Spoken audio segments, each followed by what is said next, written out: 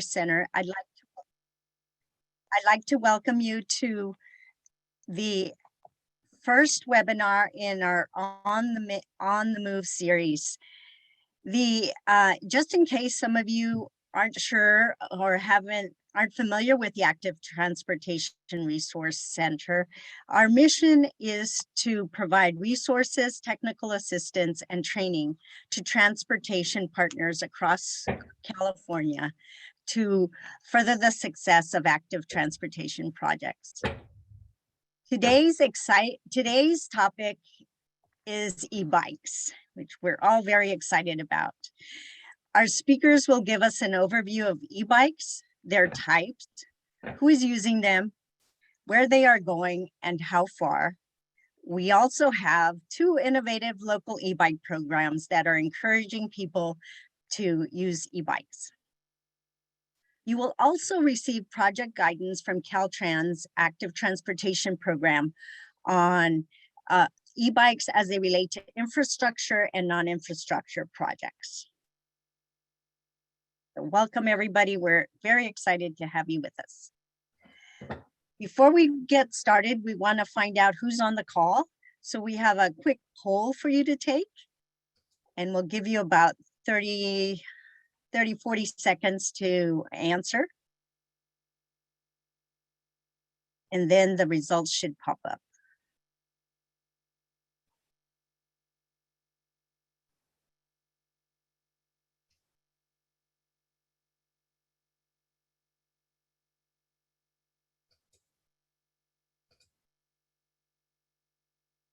Aha.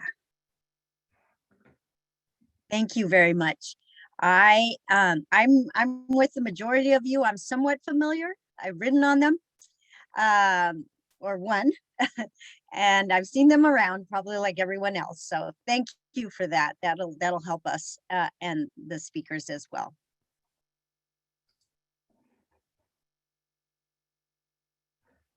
First, I wanted to go over a few logistics. Everybody is muted, and that is to help us eliminate background noise. And this also helps the quality of the recording that we'll post later after our webinar. If you have any questions during the webinar, please type your question in the Q&A function. And please know that we will be recording this webinar and it will be posted to the ATRC website at the web address you see here. So I'm sure we'll get that question more often, but feel confident that you will have all the resources, the slides, and the recording afterwards. Today's learning objectives, we have 4. One is to acknowledge the increase of e-bikes availability, their use and affordability, to understand e-bikes' role in promoting health and climate goals and replacing car trips. Yoo-hoo! Describe examples of local bicycling encouragement through e-bike usage. And finally, I'll present a couple of very good resources if you want to find more about what's happening nationwide and in California regarding e-bikes.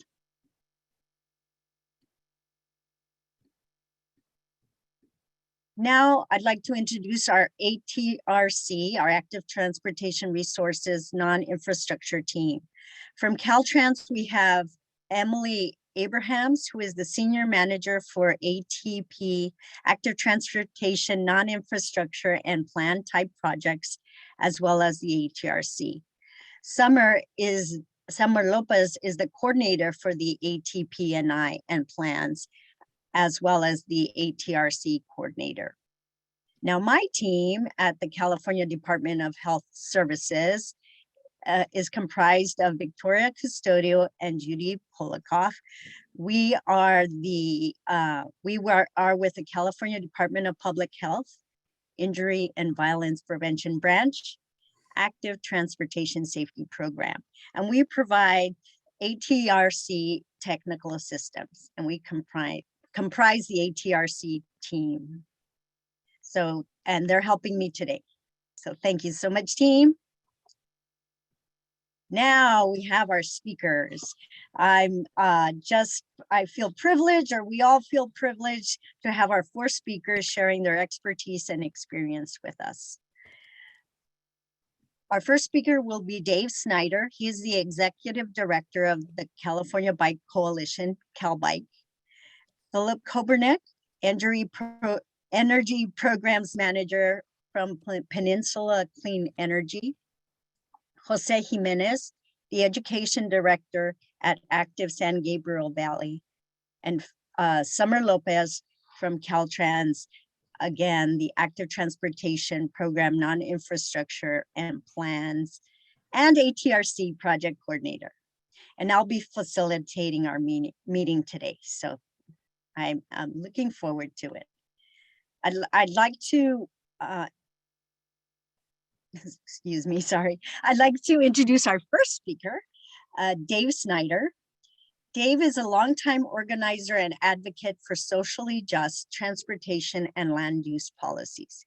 He rides his bike for most trips in Oakland, where he lives, including to and from the Capital Corridor train to Sacramento. He has served on several transportation boards and has been the director of several bicycle and transit organizations. Welcome, Dave. I'll turn it over to you. Thank you very much, Marianne. I appreciate it. I'm very honored to be part of this great group with Summer and Jose and Philip and the folks from the DPH, Victoria and Judy. I'm happy to be able to share what we think and know and like about e-bike. So let me share my screen and start. So we at the California Bicycle Coalition have been, hugely in favor of bikes for a long time, way before e-bikes were a thing.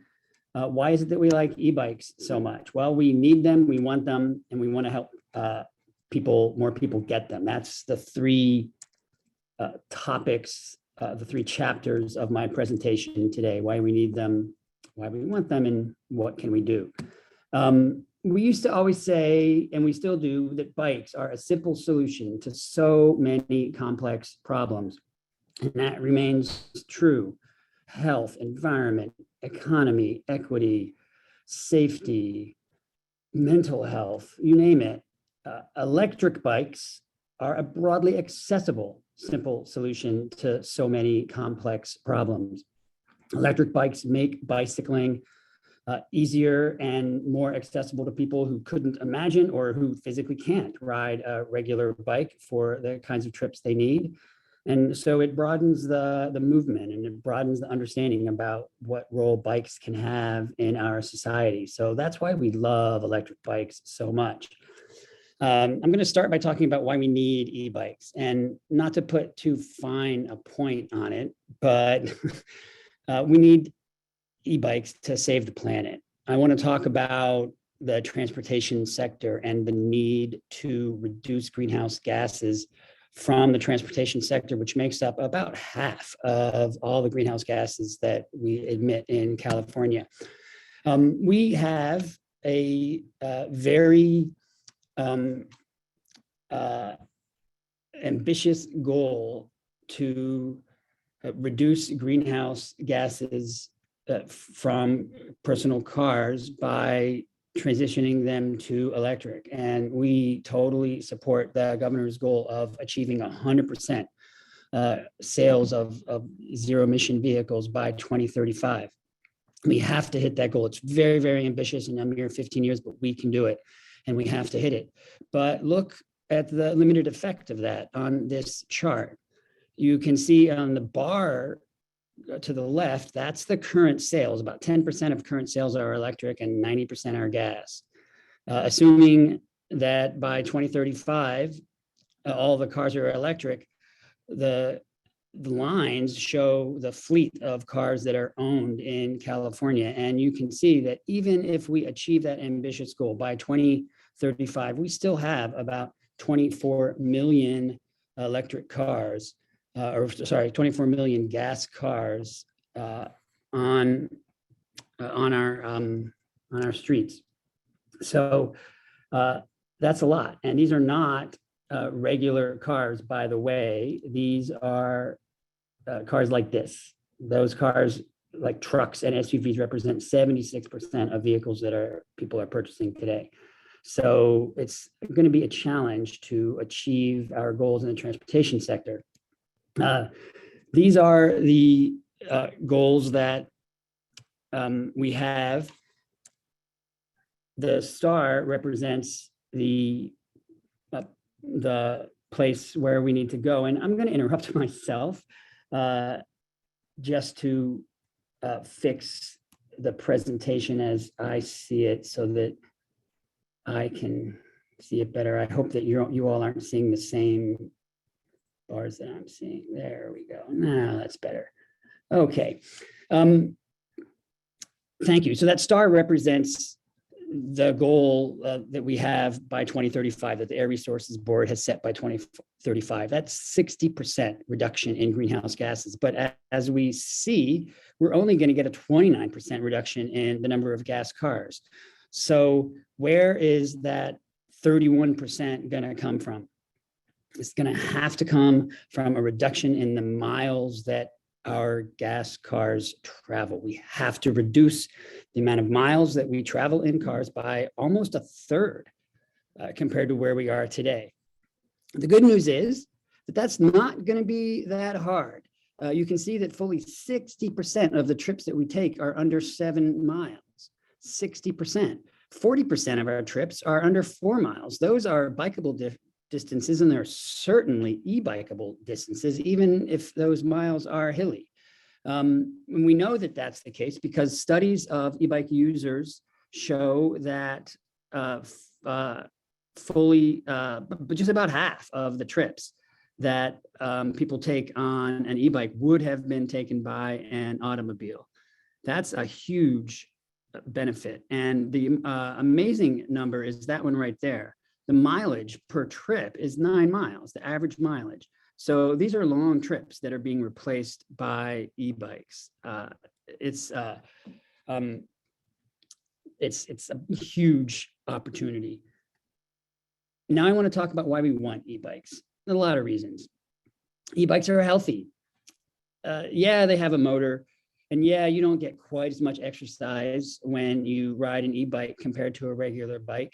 But the fact is, people who use e-bikes ride more, and they get more exercise in total because they ride more than they would otherwise. This is a chart that shows that folks who ride an e-bike now ride 49% more on a daily basis. E-bikes are more equitable.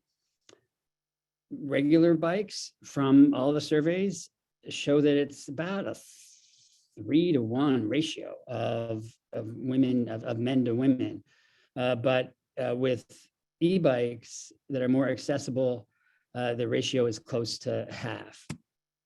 E-bikes are more affordable.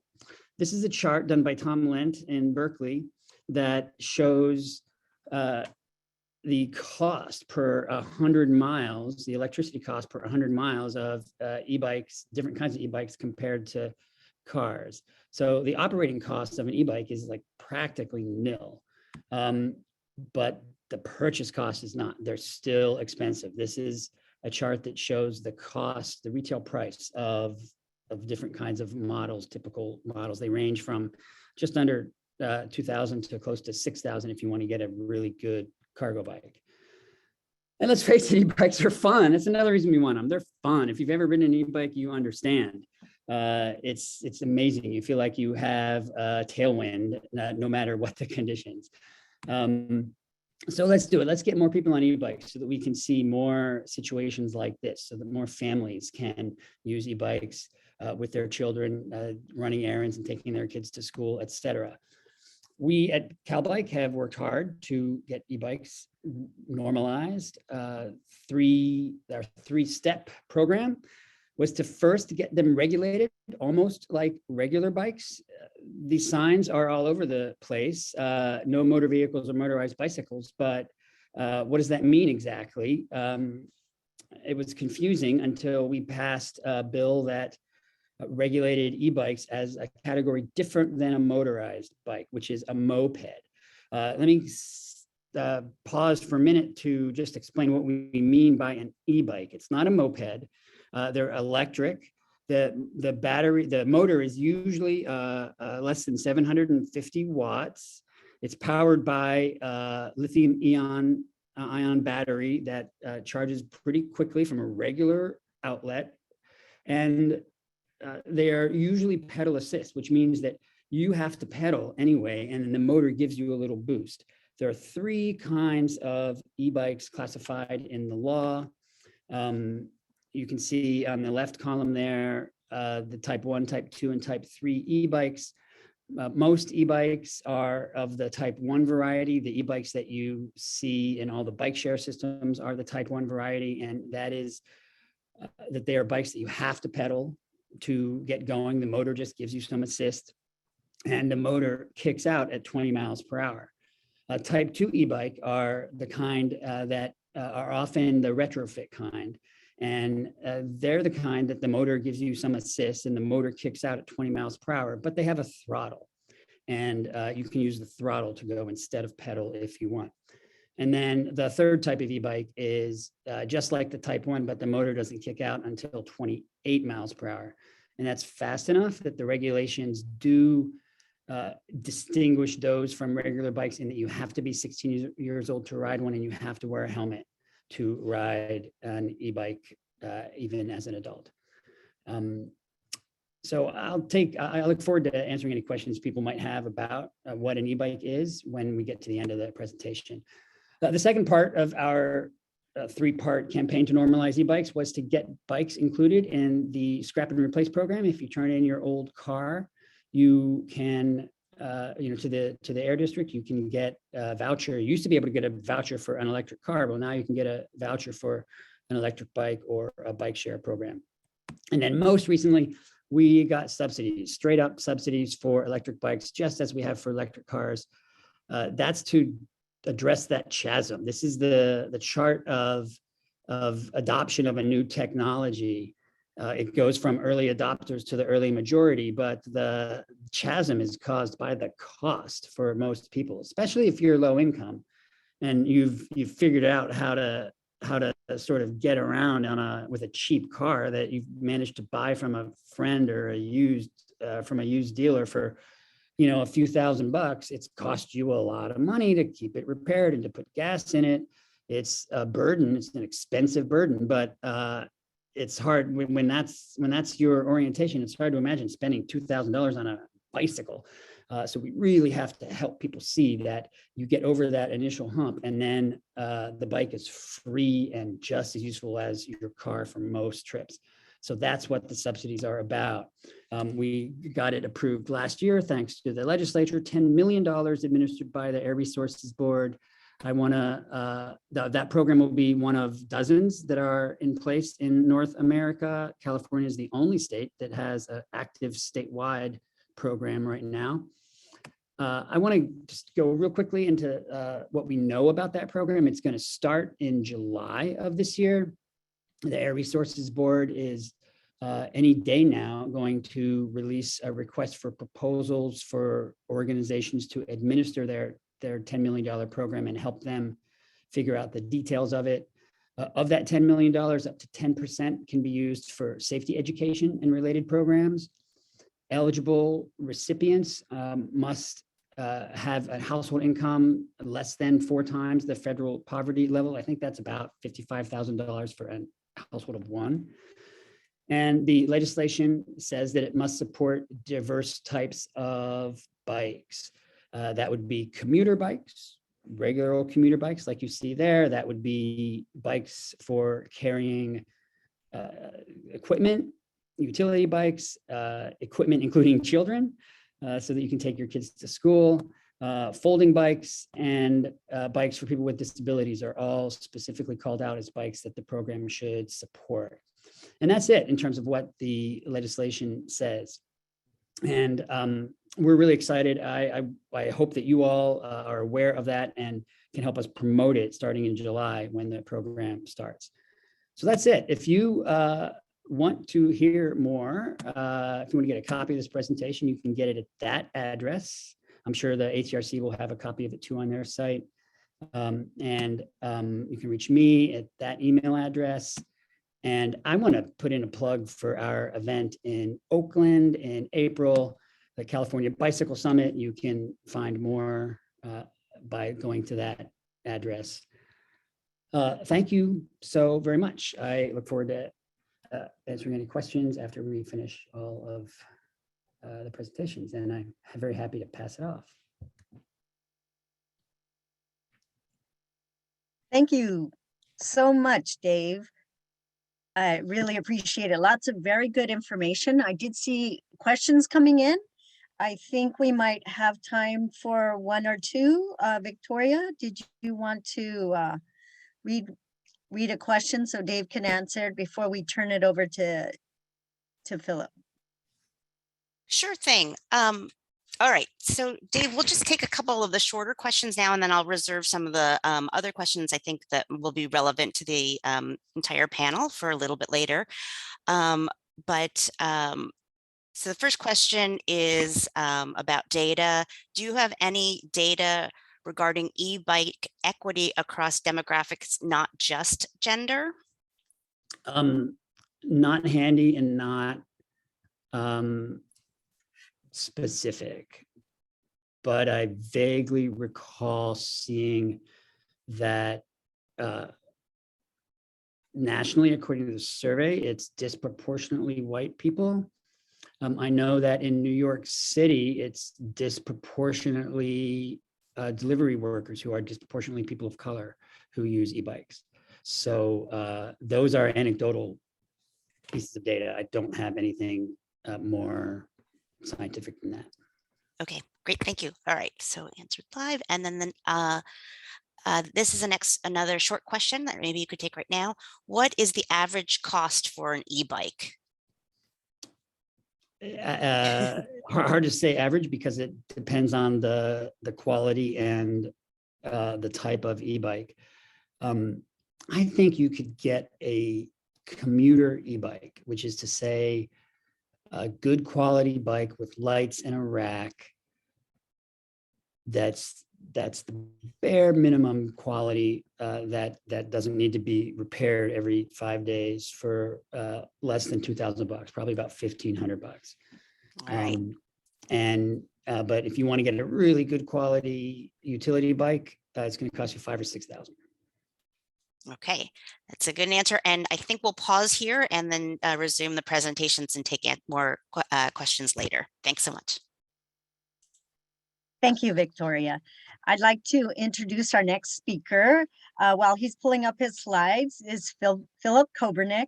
He leads the key transportation electrification initiatives for Peninsula Clean Energy at San Mateo County's Community Choice Program. So that's what Peninsula Clean Energy is. I know we have one in Yolo County as well, another community choice program.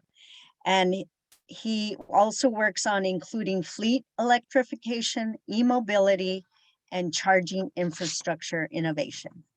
Take it away, Philip. Thank you. All right, great. Thank you for having me. I'm assuming my slides are looking good. Maybe if I could get a quick thumbs up or a holler if something is going terribly wrong. So I'll be talking about our eBikes for Everyone program, which was our local rebate program that we administered in San Mateo County of last year.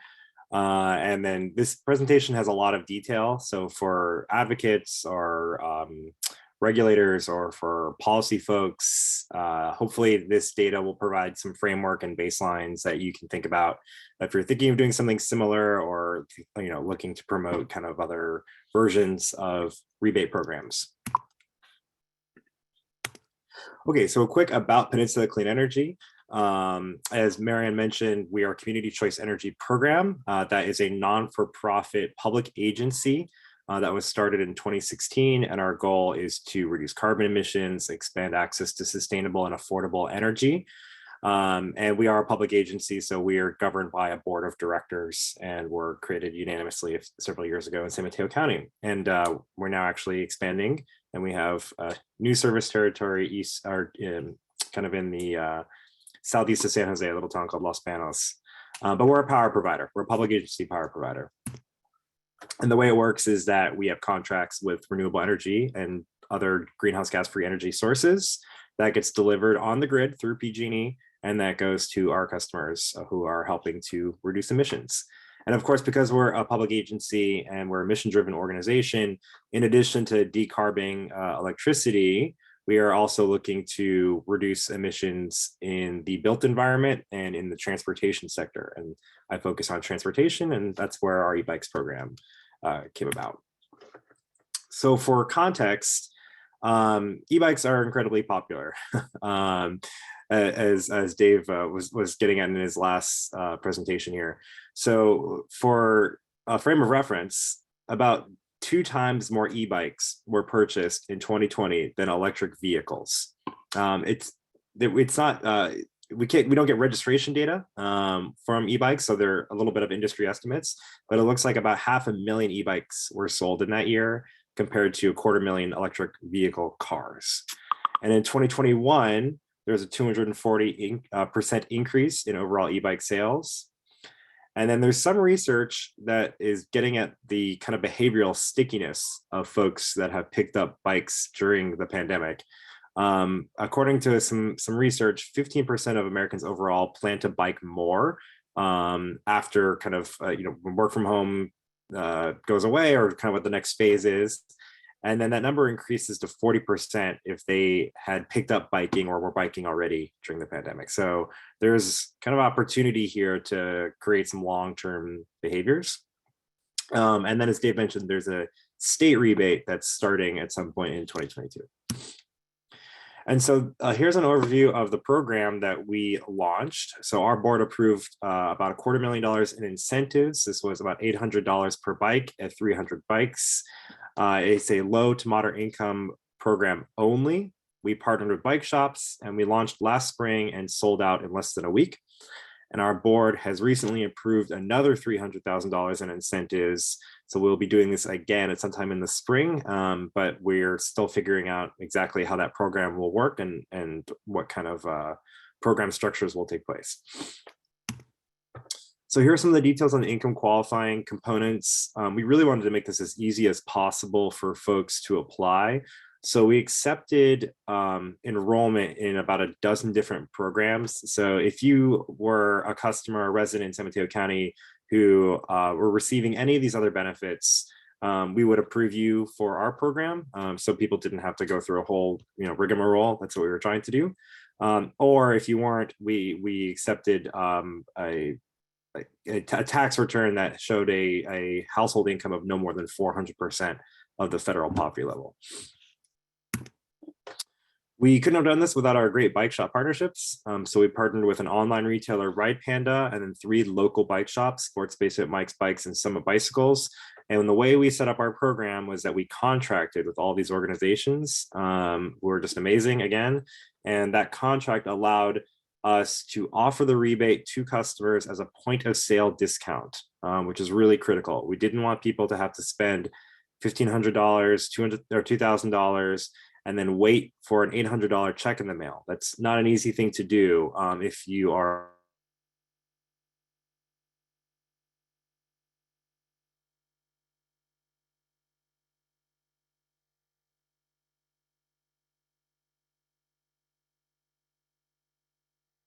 $100 right off the top of the bike, and then we would pay back Sports Basement to minimize the impact to customers.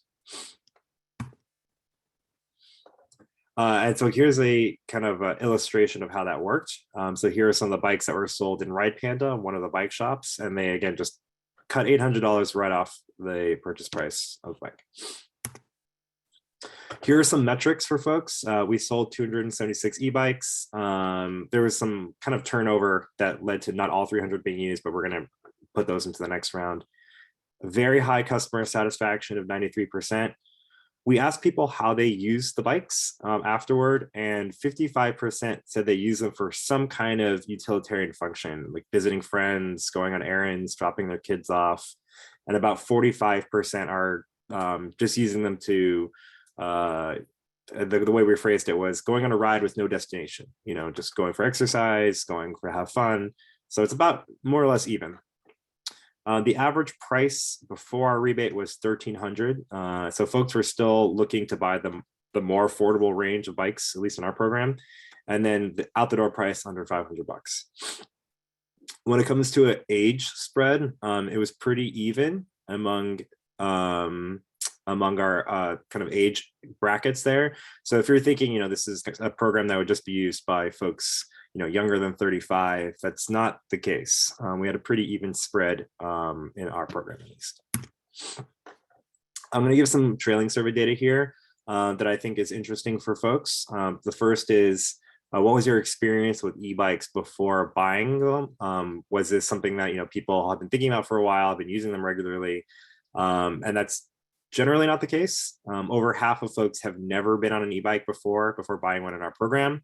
And then after that, the most common one is that they had tried one that a friend or neighbor or family had.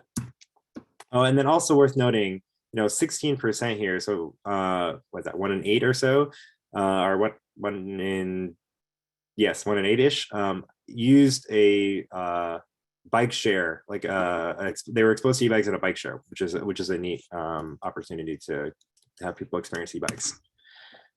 Experience with biking at all before purchasing an e-bike, that is not surprising. So 3 out of 4 people did have experience with a regular bike. So this is not their first time being on a bike. Financing was something that we didn't promote explicitly, but all of our bike shop partners offered some kind of financing model. This is the kind of pay in installments option, but only 6% of folks in our program ended up using it. So it's something we're going to explore a little bit more to see if that helps get people to actually buy a bike. Maybe $500 is still a lot to pay for an e-bike. If you split it up over 10 payments, that could be making it a lot more accessible. And it's certainly, if you're taking your rebate as a point of sale discount, you're not financing the whole thing, just the remainder. Some more data here. Now, this is going to get into how people are using their e-bikes. Again, these are folks from our program. People are using them a ton. That's about 2/3 of people are using them at least once a day, at least 2 to 3 times per week, with a lot of folks using them daily. And then they are replacing car trips. That was certainly something that we suspected, but wanted to get actual data from our folks on. And one of the questions here we asked was, had your last e-bike trip if you're not able to take that on an e-bike, how would you have done your last trip?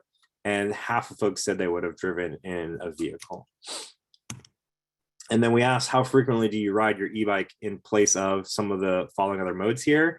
So cars, by far the most impacted. People are replacing car trips at least once a week, often more than 2 to 3 times per week with their e-bikes. They're replacing some bus trips, although not that much. And then they're not replacing BART or Caltrain, which is our Bay Area more regional transportation. So they're not using them to go 30 miles, across the Bay.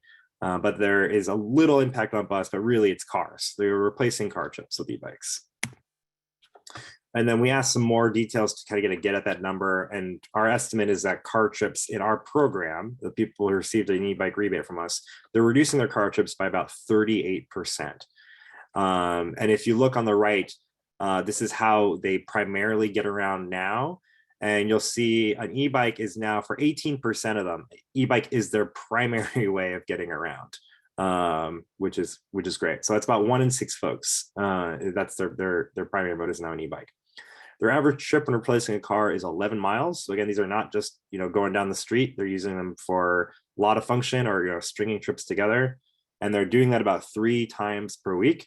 So using our kind of average fuel efficiency of cars in the Bay Area, my estimate here is that an e-bike is displacing about 83 gallons of gas per year in our program participants so far. And that's about 3/4 of a megaton of GHG per year. So a quick wrap up, we received a lot of interest. Again, we sold out in basically about a week. We opened it up and got 450 applications in a few days. 92% customer satisfaction. They were really thrilled about the program and confirmed with our actual data of GHG reduction potential through car trips, through avoided car trips. And that is my email, and very happy to answer questions.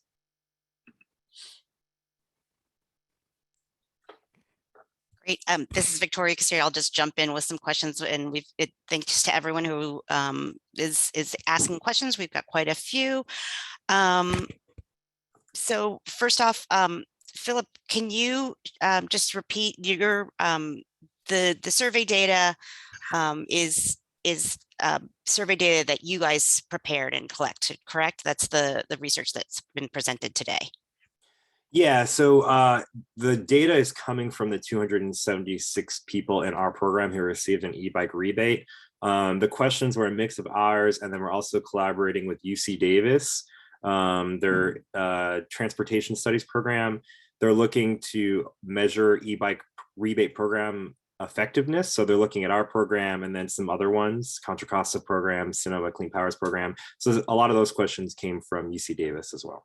Okay, great. And so there's just a question here, and we will work with you to do this so we can share it out with everyone. Can you share your sources for the survey data on behavior change, specifically the 15% people plan to bike more? So we'll work with you. Oh, yeah. Yes. To get that out. Okay. If I can pull it up quickly, I'll drop it in the chat. Okay, perfect. That's great. Or even in the Q&A, you can answer that live. Okay, so there's one question that I will take now before we move on to Jose.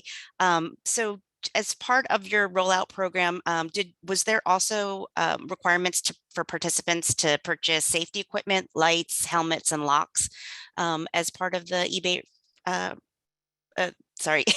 e-bike rebate program that you administered, Philip? No, definitely not. Definitely not. If that's up to folks, so if they already have their own helmets or locks or whatever, requiring people to do something that they may already have seems unnecessary.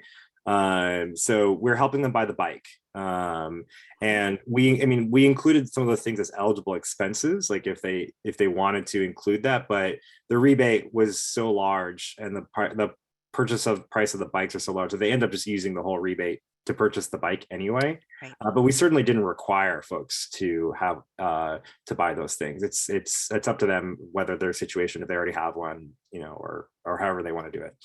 All right, let's pause there so that we can get to our next presentation. And again, we're going to do a more robust Q&A following all presentations. Thanks so much. Thanks so much, Philip.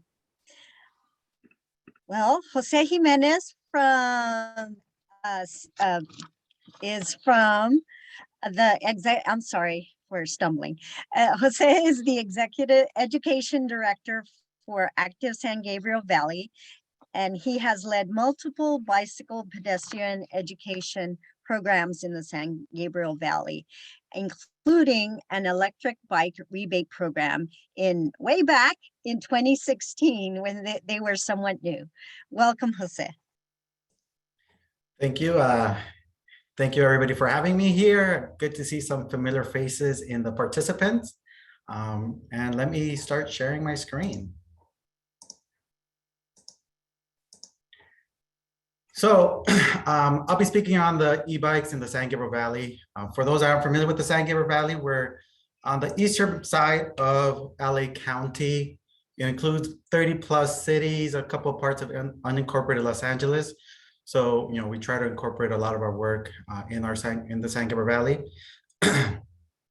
From Active San Gabriel Valley, our mission is to support a more sustainable, equitable, and livable San Gabriel Valley. A little brief history is we actually started as Bike San Gabriel Valley. So a lot of the programming, we're heavily focused on bicycles, bicycle rides, bicycle education. But as we notice in our communities, our high needs communities, we really need to focus on a holistic approach and really focus on, everything from active transportation to the environment, to water, air pollution, and also, advocacy and planning. So, we rebranded to become Active San Gabriel Valley to work on a lot of stuff that we're actually passionate about. And obviously, everything combines and links together, whether it's, education, infrastructure, safety, all those in our communities really make a big difference. So that's a little history on Active San Gabriel Valley, in case you weren't familiar with us. So I'll be speaking on the e-bikes in the San Gabriel Valley with our, we had an e-bike rebate program as in 2016. I'll speak on some of the challenges, some of the steps that we ended up taking, and then also some kind of exciting news for us as Active San Gabriel Valley, but hopefully for the residents of the San Gabriel Valleys with what we have coming up with e-bikes in relations to e-bikes in the San Gabriel Valley. Just a little bit of the history of the e-bike rebate program. It was actually funded by the Metro Express Lane, the I-10 Express Lane. A portion of the funds collected through those express lanes was earmarked to go back into the communities it served. So, that's how the actual funding was applied for. And the actual funding was written way back in 2014. So 2 years before we actually started the program is when the ideas through our organization kind of started getting brought up. So, since 2014, obviously, e-bikes are quite a bit more known now. But that's something that we try to kind of be innovative with and kind of get a head start on. So, we definitely took what we thought was a comprehensive approach. E-bikes were only one part of our programming. There were 100 rebates for the purchase of electric bicycles, and each rebate was for $700. Originally, we had them for $350 for 200 participants, but we found some of the challenges, which I'll speak on a little bit more in the future in a slide coming up. One of the challenges is the cost. Especially in 2016, not very well known. Not many shops in the San Gabriel Valley actually carried many models. So we actually ended up revising it to be 100 participants at $700. So some of the challenges that we faced was the fact that, many of the residents in our communities were unfamiliar. Many of our residents in California, I'm sure in 2016 might not be 100% familiar with the e-bike was, but many of our residents in our area were unfamiliar with the e-bikes. Also, as Philip spoke about the cost, the cost, and I saw in the comments as well, cost is always a concern, especially for disadvantaged communities or low-income communities that we work with in the San Gabriel Valley. The cost of an e-bike can be a really, really hard thing to kind of overcome.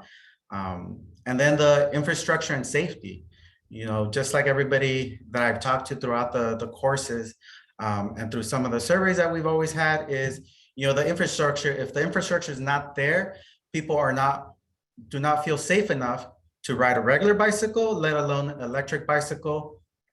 So that's something that we try to address as well. And with that infrastructure, sidewalk riding in California is all over the place.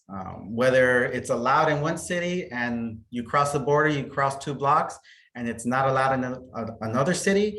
Those are some of the challenges that our communities face. Riding a bicycle on the sidewalk, getting a $200 ticket for that, that's something that is a huge obstacle to our communities and the people that we work with. So trying to figure out how we could kind of incorporate all these things to try to meet those challenges. The steps we took to try to meet these challenges that we kind of saw ahead of time was the educational piece. Dave spoke on the California rebate program, being able to use $1 million towards education. I think that's a great step because educating the community is one of the things that will help get them to know the e-bikes, get them to be able to ride them safely and properly. We also incorporated outreach into the program. And we also try to think about tools that will be needed for the future, tools that will be needed past the program time period, past the end date for people to continue using e-bikes and regular bicycles. So as part of the education, we actually, every participant that received the rebate was required to take one of our 3-hour safe educational courses. We called it our city cycling class. So it was a condensed version of the American League of Bicyclists 8-hour class. It was a 3-hour class that incorporated in-class instruction when we went over the rules of the road. We had a second hour of parking lot drills where we practiced hand signals and actual different skills to use on the bicycle. And then also the third hour, we actually did a road ride. So each participant that went through that course, so each participant that was eligible to receive a $100 rebate, actually had a 3-hour course before they were eligible. With that, we also included safety lights, so front and rear facing lights for the participants. And we talked about the rules of the road, the laws that are required when you're riding a bike and an e-bike. Dave mentioned the different types and the different classes of e-bikes. Make sure we touched on the different classes and what that meant for them while they rode the bicycle. Through the project period, it was over 1,000 participants that went through that. Unfortunately, it was only 100 that were able to get the rebate program. And that actually did leave us with 200 plus people on the waiting list. So we're hoping that, the California rebate program actually extends and helps out some of the people that unfortunately weren't able to get it at the time period. The outreach, outreach was important for us. We're a community-based organization. We're a nonprofit in the San Gabriel Valley. We love doing outreach to our community to make sure our programs are known, make sure that people know what's out there and what's offered to them. So we did everything. We did over 50 community outreach events, whether it was giveaways, outreach events, whether it was just popping up a tent and discussing the programs we had. Right here, you see one of my colleagues, Andrew, actually using an e-bike to transport e-bikes to an e-bike e-vehicle demo day. So we really had, the other thing is we did have a demo fleet. So part of the programming is we actually had bikes for people to try out. We actually take it to the community events for people to be able to try them, see them in person, have a little bit different range, different models available for people to try out. And we also did traditional and social media campaigns. Right here in the middle of the screen, you see the banner. That was actually a street banner going across in the city of El Monte with our information and the different programming that we offered. And then the tools to continue. So this is something that we set up and it's part of the same program, part of the same grant, where we actually wrote in to open our Bicycle Education Center. The Bicycle Education Center is located in El Monte, in our Jeff Seymour Family Center, where our offices are located. That is a bike shop, a community bike shop open for anybody in the community to come in during the open hours. It is still currently at that center. Unfortunately, because of the pandemic, we actually had to close down the hours for now.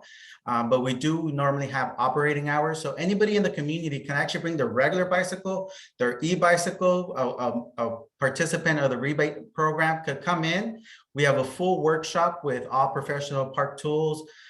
Pretty much anything you would find at a bike shop when you go in to get your bicycle repaired, you can find it there. And we assist you in doing the work. We actually use that now, as you see there, when we set up to teach our bicycle education courses via Zoom, to be able to continue to provide that for the community, even though we don't have open hours. We also run our other classes out of the Bicycle Education Center. And then also we actually put in 10 repair stations. If you're familiar with them, they're bolted down to the ground. They come with tools in the center for people to use in the community. So we actually installed 10 repair stations throughout the San Gabriel Valley and partnering communities to be able to offer a place for residents to be able to take their bicycles and be able to use a pump, be able to use some of the basic tools that they might need to repair their bicycle. And then what's next in the San Gabriel Valley? What's next with e-bikes in the San Gabriel Valley? So we continue to do bicycle education classes via Zoom. Those are actually been some of the most popular with 50 plus participants per class. and those are directed just to the general public. So people can be joining us from the San Gabriel Valley. We've actually had people from worldwide, internationally join us for some of those courses. E-bike community rides. So we are hosting bike rides coming up in the near future, where we actually have a set of demo e-bikes as well, because that's going to be actually lead into our next program that we will be kicking off this year in the next month or two, which is going to be long-term e-bike share. So long-term e-bike share for the San Gabriel Valley residents, which means we'll have standard e-bikes, and then also cargo e-bikes that residents of the San Gabriel Valley could actually rent out in long term, whether it be a week or months, and pay a small fee for the rental. And also it will, 50% should be serving our disadvantaged communities. So that's what's next in the San Gabriel Valley. I'm excited to actually have that coming up. You'll probably be hearing quite a bit about it. It's one of the programs that we're excited about, where you can rent a bike for a month, 6 months, a year, and kind of get over that cost barrier, because you're not paying the $1,000, $2,000, $3,000, $6,000 for an e-bike. You could kind of break it up into more of a fee for the month. There is my contact info, jose@activesgv.org. That is my contact phone number for any questions. As Dave did, I will also do a plug, because some of the work we do as well is our Open Streets event. If you're familiar with the Open Streets, our next Open Street is May 1st. It will be going from South Pasadena to San Gabriel. And something that maybe everybody in California might be interested in is, in November of this year, October 30th of this year, our Open Streets will be on the 110 freeway, which will be called Arroyo Fest. We're excited to be offering that. So if you want to ride your bicycle, walk, roller skate on the 110 freeway in the historic Highland Park area from Pasadena to Avenue 26, join us for that event as well. Thank you very much. I'm going to stop sharing, and I'll Thanks so much, Jose. What an innovative program. You're an innovator and thought of sustainability. And now you have such a comprehensive program. So just wow, that's great. And that pedestrians and bikes on the 110, what? That sounds wonderful.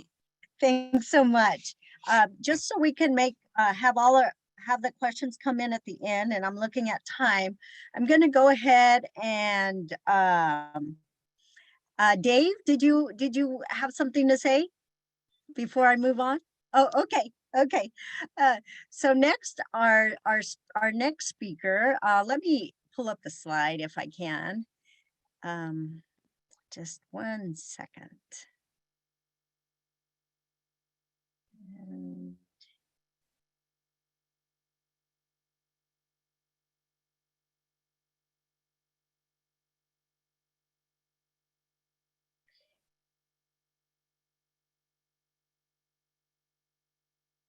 Okay. Does everyone see the slide? Can someone unmute and say yes? Marianne, can you switch to present, or from the audience view, or to the audience view, I mean? Okay, sure. Just 1 second.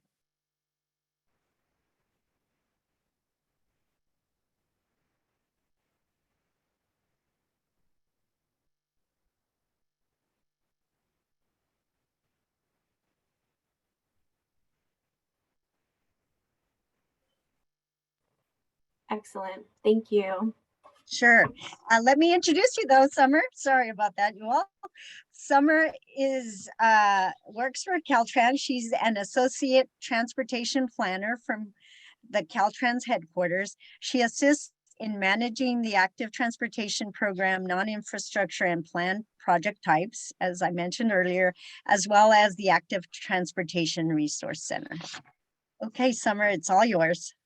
Thanks, Marianne. First, I'd like to start by thanking all of our speakers for being here today and for all of your excellent presentations. We learned so much, including first, the benefits of e-bikes and what an e-bike is, how it differentiates from a motorized bike like a moped, Dave, that chart you showed with the e-bike type, speed, and what types of bike lanes folks can ride in with an e-bike was so helpful. Perhaps we could revisit that in a few minutes, and I think it would help answer some questions. The second is data shows that people are replacing their car trips with bike trips. That was great data, Philip. Thank you for that. And Jose mentioned key pieces to considering e-bikes in your community: education, outreach, and tools to continue, like the Bicycle Education Center and repair stations. So some questions come up regarding how e-bikes fit into the active transportation program. So I'll share a few slides and provide some information and examples of how you could build them into your application. Next slide, please.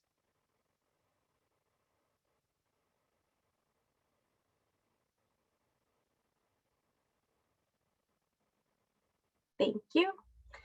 So first, infrastructure and e-bikes.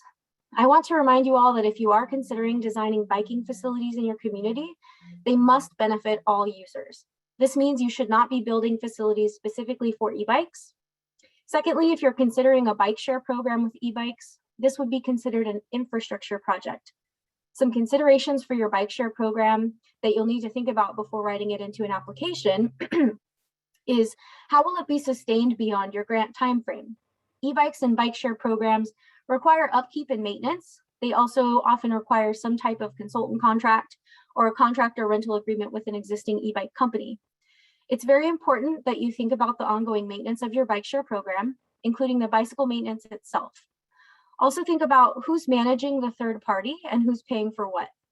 And with sustainability in mind, think about how you'll continue funding your bike share program beyond the ATP grant timeframe, so that your community doesn't lose out on a valuable mode of transportation. If you're providing it as a resource to your community, how will you continue providing it to your community long term? Next slide, please.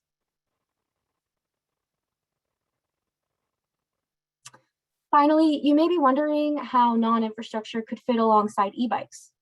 Non-infrastructure are education and encouragement programs that can be held at schools or community-wide. If you'd like to include e-bikes as part of your education and encouragement program, you could, but you'll need to consider how they would fit into your program and then strongly justify it.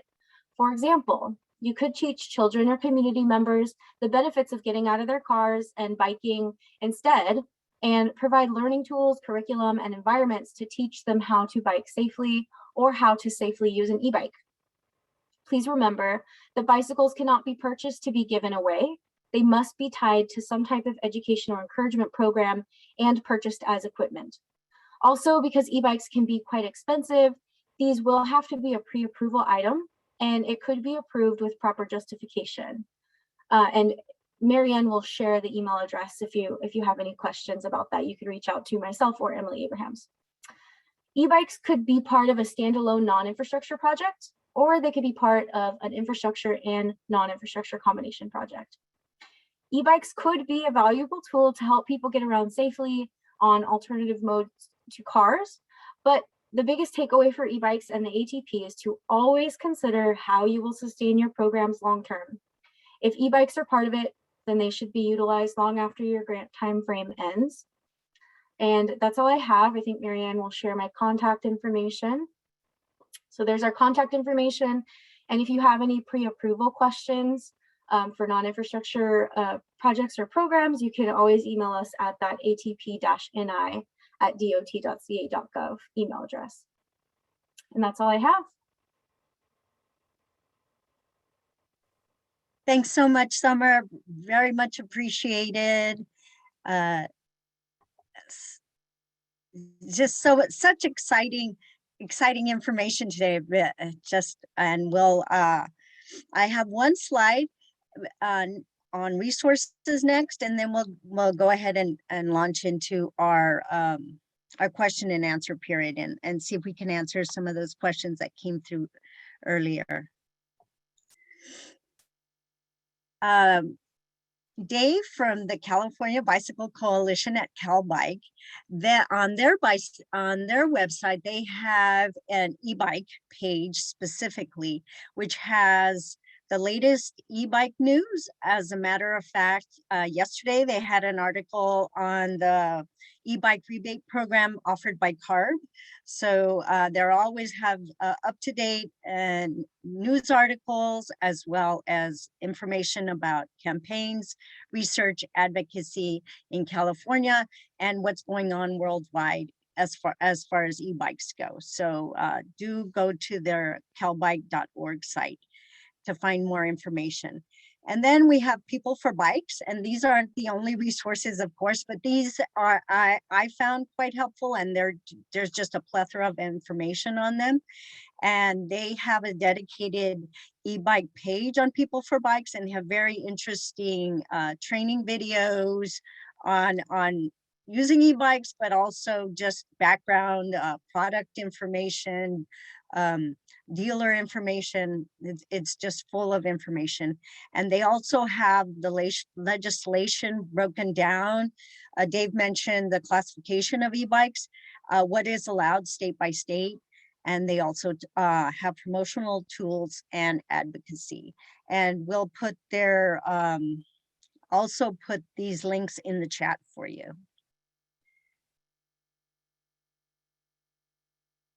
Now we're going to move on to our question and answer period. We have a nice block of time. So please, Victoria, if you haven't already, type your questions into the question and answer function on Zoom, and I'll turn it over to you.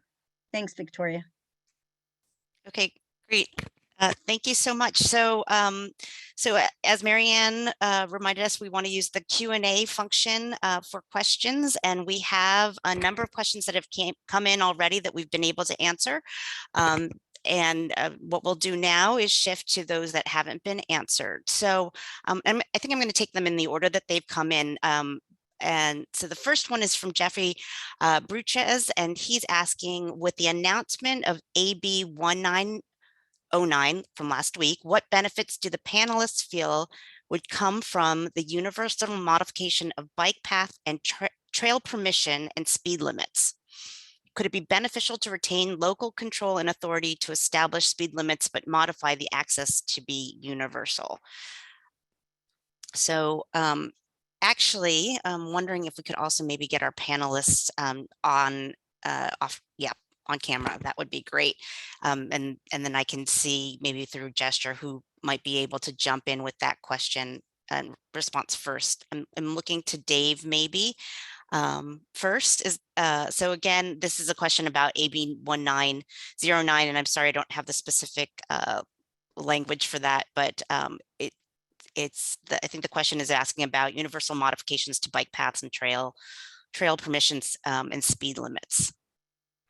Yeah, what that bill does is it clarifies and expands access of e-bikes to trails and paths. But it doesn't change a local authority's ability to set speed limits, so you'd still be able to do that according to that bill. Okay, great. All right. So that was answered live. All right, so this is another one. I think this is related to the upcoming rebate program. So will businesses be able to apply for e-bikes with the statewide program, i.e. an e-cargo bike for delivery services? Don't know. All right. The Air Resources Board is asking an administrator to help them figure out those kinds of details. And there'll be a public process that they will engage in to get input before they make the rules that would allow or disallow that kind of incentive for businesses. Okay, great. Unless maybe Philip or Jose would want to elaborate as well. Well, if not, we'll move on. I've been in the same meetings Dave has, and they're definitely still trying to figure out those details. All right. Okay, thanks. All right, so working down the list. So this one is coming in from someone who's working on a Safe Routes to School plan. And she has discovered that there's some younger students who are riding e-bikes and in that some sidewalk riding as well. So the question is, do you know of any research that points to the types of infrastructure that should be offered for e-bikes? bicyclists, cycle tracks versus bike lanes. I was wondering if Dave could go back to sharing that chart that you shared earlier.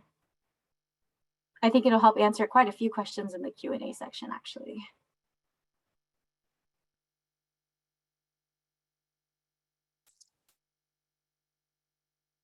Yeah, and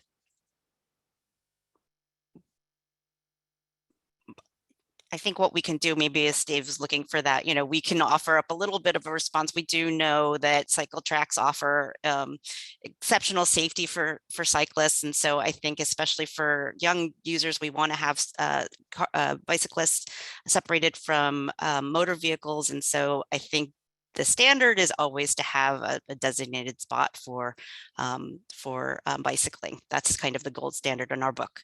Marianne, if you release your screen share, I can share mine.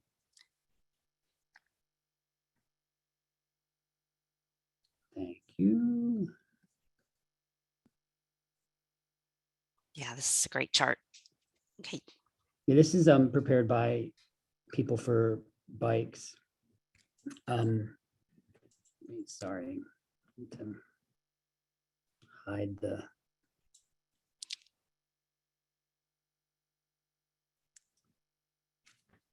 So you can see that the type 1 e-bike is treated just like any other bike,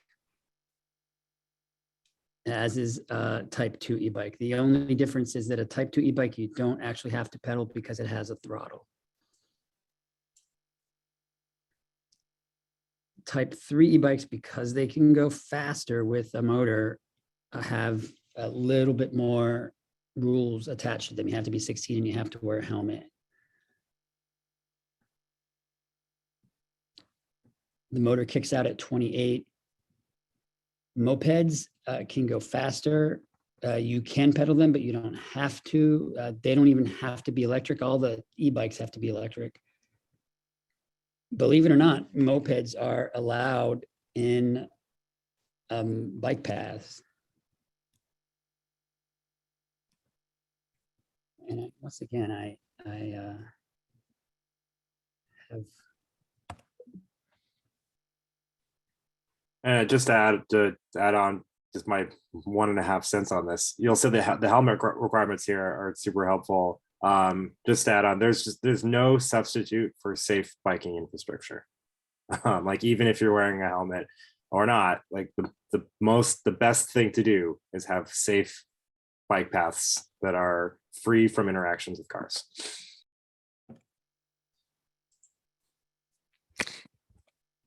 Thanks so much for weighing in, and we couldn't agree more. So I think just as a reminder, all of the resources that were shared as part of the presentations today will be sent out in follow-up correspondences after the webinar. So you'll get that chart and be able to really spend some time with it. I think it's really important to kind of see the different nuances for the different bicyclists, different bicycles, and then just the bigger picture. I think again is we're looking for a safe infrastructure for bicyclists across the board, and then also some quality education, as Jose has shown us. So let's get back to the questions. Yeah, does anybody have any more questions about this chart now that I can myself see it all, which I wasn't able to see earlier? If I could just touch on that real quick with Safe Route to School programming for that age range, with Active San Gabriel Valley. And our partners, we do a lot of Safe Route to School programming.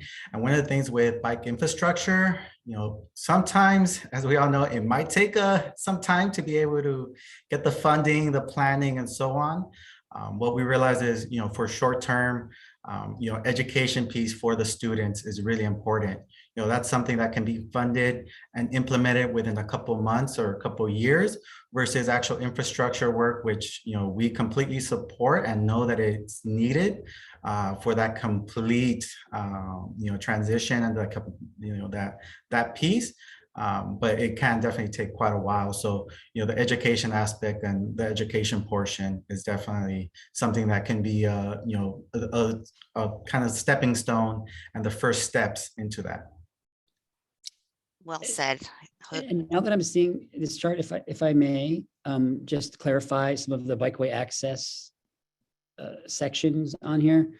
And that is to say that the yes and the no in the chart refer to the default according to the state, but a local jurisdiction maintains the authority to regulate bicycles or any type of e-bike as they wish on any path. So for example, most class 1 bicycle paths, which is to say most of what you think of as a bike path, you can take a type 3 e-bike on it. And in fact, you can't tell a difference between a type 3 and a type 1 e-bike by glancing at it. And so it's not enforced. What is enforced, hopefully where necessary, is speed limits. And that's what we want to keep in place.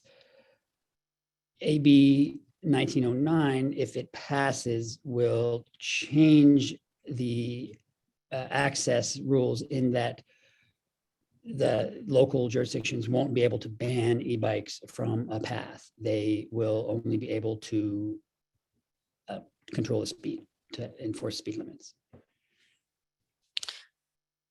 Okay, I'm wondering if that might get to this other question that's a little bit further down on our Q&A. And so what are the issues that people are encountering around e-bikes, sharing bike paths and trails with regular bikes and or pedestrians?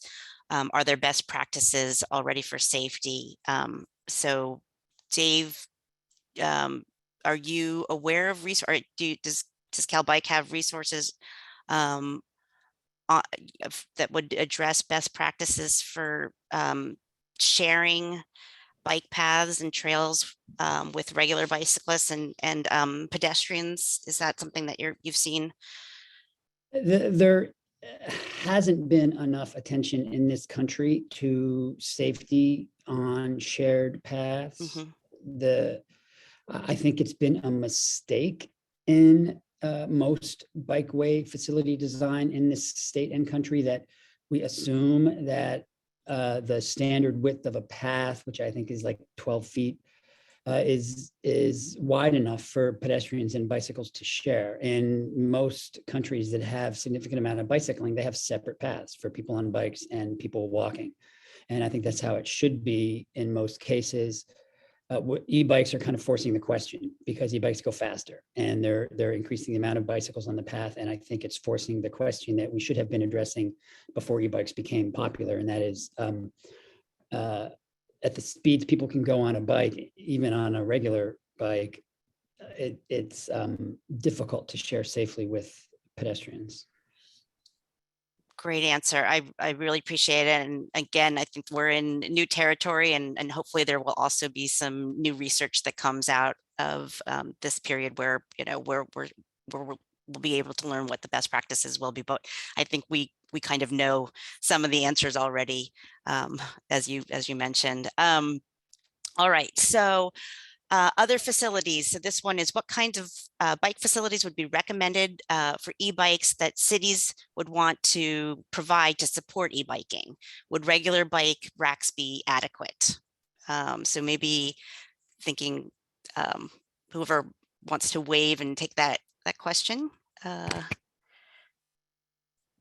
Okay, Dave can start us out. I was passing that off to someone. Okay, Philip, maybe you could speak to some of the facilities in San Mateo County. Sure. We in this we didn't fund bike facilities per se. Actually, no, we didn't fund bike facilities at all. There are other folks that are working on stuff like that, like our local council of governments and our transportation demand management authority in San Mateo County that are working on stuff like this. But just my 2 cents is that bike racks done well and abundantly are fantastic and help people generally on bikes, and e-bikes are no different. People need to store them when they're out and about. I would say that one area that could use more thought if you're engaging with your local communities is for multifamily housing, especially older multifamily housing. If you have a lot of housing that would require people to navigate stairs, not have a secure place to park it or something like that, these bikes can be heavy. And if you have a situation that requires someone to lift a 50-pound bike up a flight of stairs, that might be a pretty significant deterrent from someone buying an e-bike. And so whether it's grants to affordable housing agencies or retrofit grants that allow people to put in bike cages or bike facilities or convert parking or something like that, those could all be really beneficial, and I think would be a good thing to think more about. Excellent, Philip. Really appreciate that perspective. I think that's, just something that we'll all need to think on a little bit more. So I want to follow up with another kind of e-bike infrastructure related, facilities related question. Is there a need for e-bike charging stations? So I'm gonna maybe look to Philip for that response. He gave me the Yeah, of course, folks are welcome to do whatever they like. If you want to put them on there, they plug into typically a regular 110 outlet. I don't think so, though. I really don't think so. For a lot of bikes, the batteries are detachable, and you can bring them into your house and then plug them in just like you plug in a toaster. For places that are putting in bike cages, like again, multifamily housing, like in San Francisco, it's required that new multifamily housing development have bike cages. Depending on the size, they ramp up and down. Great idea to add some 110 outlets to those, so folks can park their bike in there and then charge them in those. Those are all great. When it comes to like public bike racks, generally, my thought is just get bike racks out. Just get lots of bike racks out, so people can park their bike. If you're trying to complicate it, where you're having to run power in the sidewalk to conveniently located bike racks, that doesn't seem like the best use of attention and focus. I would just get more bike racks out. Great perspective. I'm wondering, Jose, just to kind of get your perspective on it too. Did the trainings that you do and the demonstrations of the different bikes, do you also speak to how to charge them, things like that? Is that part of the education tutorials that you guys are running down in San Gabriel Valley? Yeah, that's part of probably also the security concern as well, is how to properly lock your bike, what locks you should be using, U-locks versus cable locks. As far as charging, like Philip says, you can remove the battery for most of them, so it's pretty easy to kind of remove the battery. And nowadays the e-bikes, even the most basic e-bikes, get a really good range. I would say average on the lower range is maybe 20 plus miles. So it really, the charging will take a while to get you would need to be using it consistently without charging it to be able to drain it. If you're using it for a recreation, or if your commute is very long, typically people are commuting to work, you could take off your battery, plug it in, so on and so forth. But same as Philip was saying, bike parking and locking it up properly is important, and being able to remove the battery. And that's something to consider when you're purchasing an e-bike. One of the things we noticed with some of the participants is, and I saw it on the chat, is, foldable e-bikes. You can get a foldable e-bike if you are taking, look at transit, if you're trying to go in a bus, because the bike racks will be an issue on the front of the buses here in LA, depending on what kind of e-bike you have. If you have a cargo e-bike, that might be an issue, even getting it on our local transit in the area. So that's also something to consider when you're purchasing an e-bike, and that's kind of what I got when it comes to that portion. Great. Really appreciate that perspective. And again, just that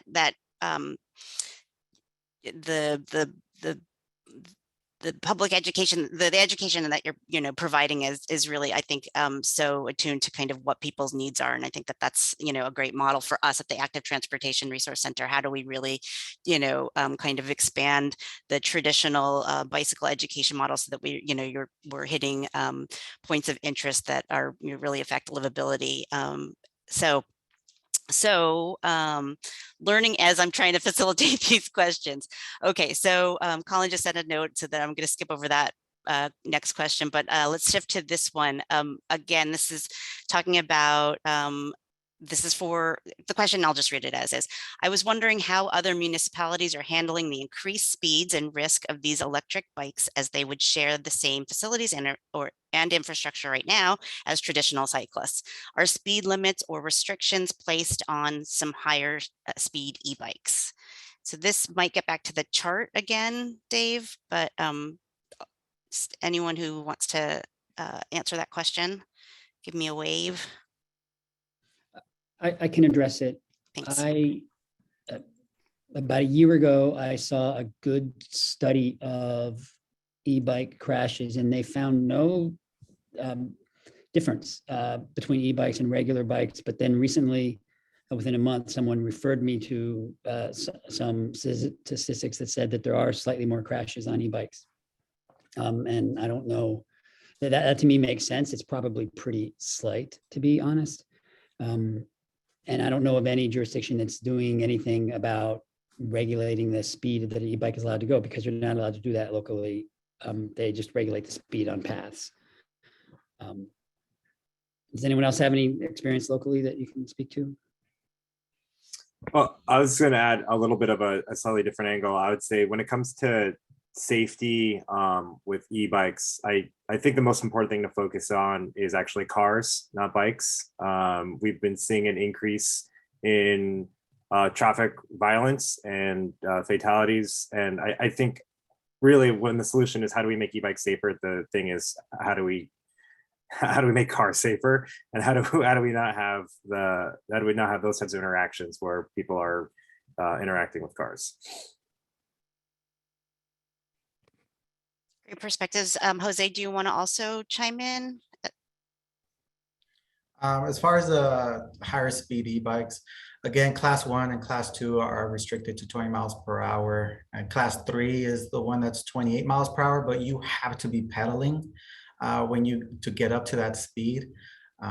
So, there are already kind of some restrictions as far as speed limit goes, because any person, I'm not gonna say that actually.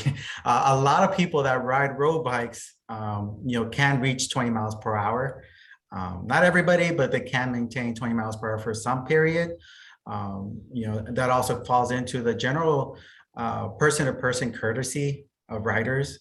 Using that passing on your left, using just traditional courtesy to each other as far as addressing some risks that might be avoided. So, that's something also to kind of think about as far as just general courtesy, whether it's with other cyclists or pedestrians or whatever the case is. Great responses. Thank you so much. All right, let's move to the next question. Okay. So again, this is, well, let's see. Are there any programs that are currently make bikes affordable to low income communities, in which many don't have cars or use public transportation? So I know, we've got the state program that's being designed now. And then Philip and Jose both spoke to local funds. I'm wondering if there's anything else out there that that we haven't discussed today, other sources of funding that our attendees can look into for support for e-bikes. I'll just touch on this real quick on my end. As far as if the question is for general bikes, in the LA County area, Metro has their Adopt a Bike program, where some organizations are actually distributing free bicycles for members of the community in LA County. That's limited to LA County, but there are hundreds of bicycles that Metro are giving out for free. So anybody with any questions in the LA County area that are just looking for standard bicycles for their community members that might not be able to afford a car, feel free to reach out to me and I could kind of direct you in the right route. But that's, like I said, on regular bicycles as of right now. Okay, thanks so much. And I'm getting a note from Marianne that it's actually time to close the Q&A. So we did, we have a number of questions that were unanswered today, but we'll be sure they're a limited amount, so we'll be able to respond to those after the end of the webinar. So thank you so much for a robust Q&A, and Marianne, I'll turn it over to you. Thank you so much, Victoria. Thank you so much, Victoria. I really appreciate it for that facilitation. Yes, e-bikes There's lots of questions. There's all multi-levels, policy, shared space, and we're just, as long as we get people out of cars, we're all for it. I want to remind you that and our California Department of Public Health non-infrastructure technical assistance team. That's Victoria, Judy, and me. And Judy covers the northern part of the state. I cover the Central Valley as well as District 8, which are San Bernardino and Riverside counties. And Victoria covers Southern California. So if you have non-infrastructure programmatic questions, you can email us directly or at our email here, atsp@cdph.ca.gov. Or if you have more administrative type questions, you can email Emily Abrahams or Summer Lopez at atp-ni@dot.gov. So just reminding you, we're here for you to answer your questions, and you can ask us individually or in our group emails. After you log off, you'll get a survey that comes up. And please answer it so we can improve our webinars in the future. And the recording, slides, and resources will be posted to our ATRC website, atpresources.org. And I encourage you to sign up for to receive information from the ATRC, sign up for our listserv. We have a newsletter coming out. We have profiles. There's just all kinds of rich information on our website. So I encourage you to sign up for the listserv. So please do that. Once again, I want to thank my CDPH colleagues, Victoria and Judy. I couldn't have done it without them. And I want to thank our Caltrans for allowing us to host these webinars. We couldn't do it without them. So thank you, Emily and Summer. And I especially want to thank our speakers today, Dave, Philip, Jose, and Summer. Thanks for sharing your expertise and experience on e-bikes. Thanks so much, everyone. Have a good afternoon.